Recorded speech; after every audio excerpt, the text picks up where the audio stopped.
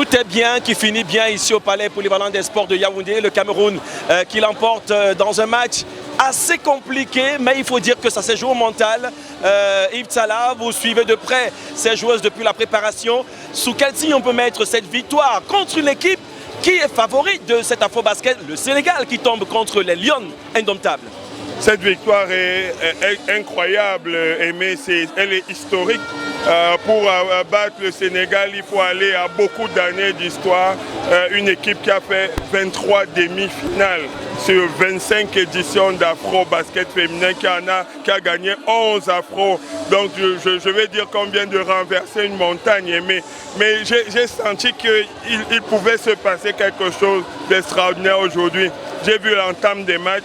J'ai vu le deuxième quart-temps tel que c'était relevé, le troisième, et là j'ai senti que vraiment on était dans le bon timing. J'ai vu les Sénégalaises, des joueuses clés 4 être en difficulté, avoir les fautes, et j'ai senti surtout qu'on faisait ce qu'on devait faire. C'était incroyable.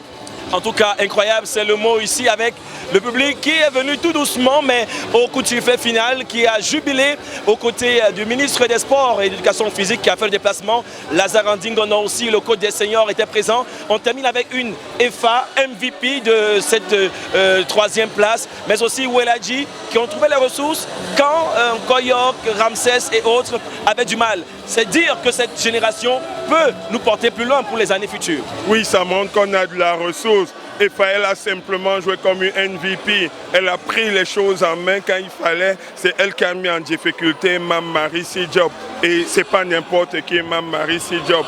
Donc de la voir autant en difficulté, EFA a fait ce qu'il fallait faire. Marquer quand il fallait marquer, passer quand il fallait avec Weladji derrière.